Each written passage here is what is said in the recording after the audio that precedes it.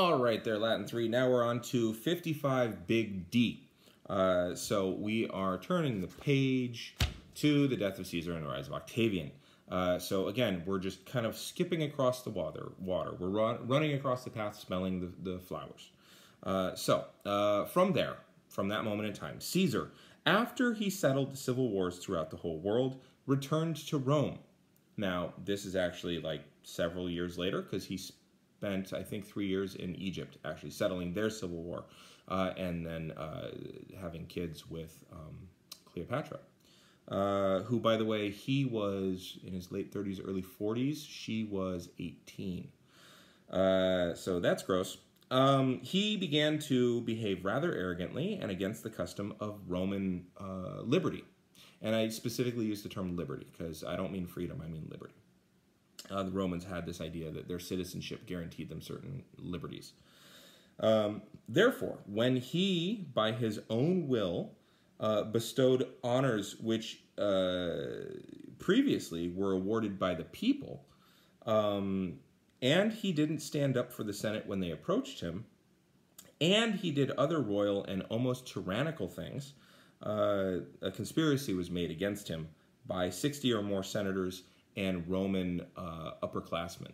It's basically, the closest term would be knights, but that doesn't work. I would rather use horsemen, quite honestly.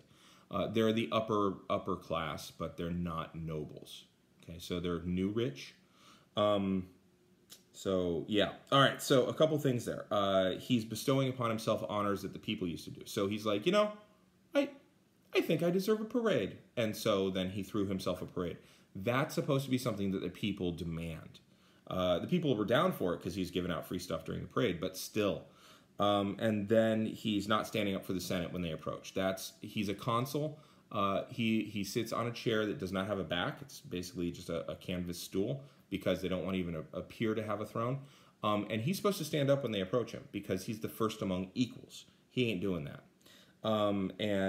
He's doing other royal and tyrannical things and stuff like that. So, notable amongst the conspirators were the two Brutuses from the family of Brutus, who had, Brutus being the ancient Brutus, who had been the first consul of Rome and who had driven out the kings, and also Gaius Cassius and Servilius Casca.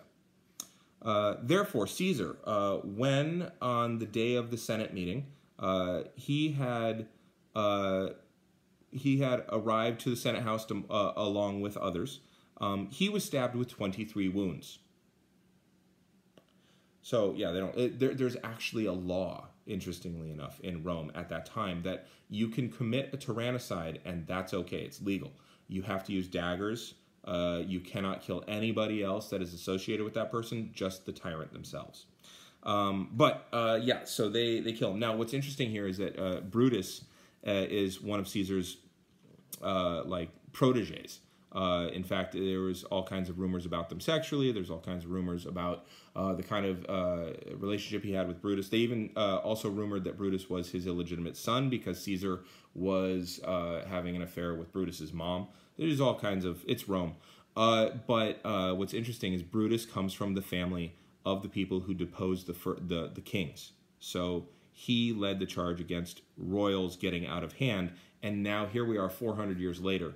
It would be like if we had a civil war and a fellow, say, from, I don't know, Washington State was named, an African-American gentleman named something Jefferson, and it turns out he has blood lineage back to Thomas Jefferson, and he writes a new Declaration of Independence or something like that. It would be like that.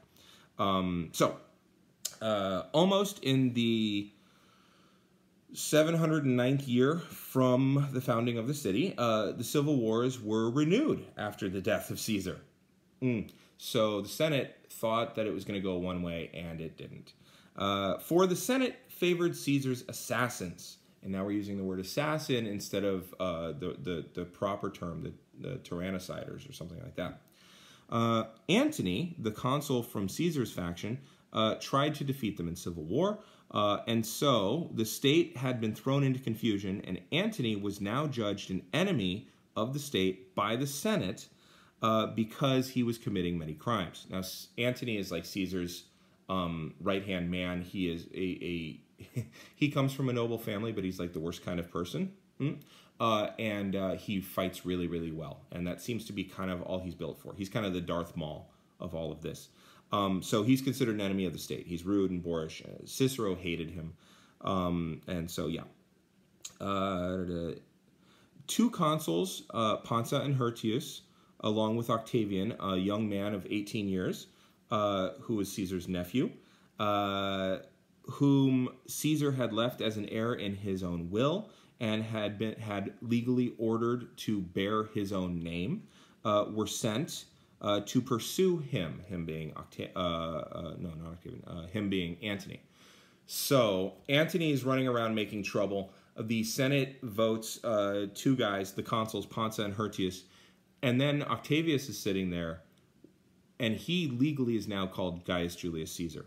So what a masterstroke this would be of the Senate to say, we have Gaius Julius Caesar's son, because he was adopted in his will, who stands against Mark Antony, and he's going to help the fight.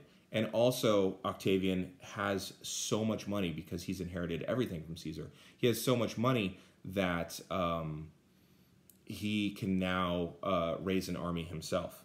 Okay, so it's a really, really clever move on the Senate's part. It gets very confusing.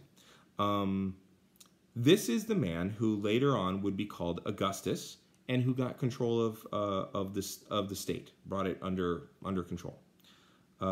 These three leaders, Hirtius, Pansa, and Octavian, Octavian, who is called Caesar, who will later be called Augustus, set out against Antony and defeated him. However, it turned out that both of the victorious consuls perished. So three armies now obeyed one Caesar Augustus.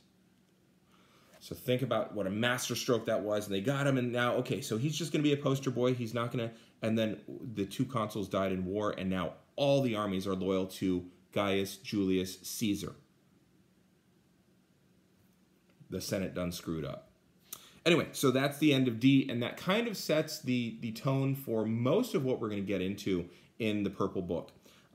So now you have kind of a survey version of it. As I said in previous videos, for chapter 55, now you can go ahead and do all the exercises. I also want you to, on your own, do the political jokes about Caesar. So please send me all the exercises via Google Docs, and I will give you feedback as you go. And try to keep up on it, because you don't want it stacking up against you. There's no good that comes of doing all the Latin on one day in February. There's plenty of good in learning that happens if you do a lot or do a little bit at a time every day. Okay, but the political jokes about Caesar are especially funny, so make sure you've also included those with your 55, little a, little b, little c, little d, little e, and little f. Then also do the political jokes, and send me those. If you have any questions, as always, email me. Otherwise, I look forward to giving you your feedback. All right, I'm going to hit the button.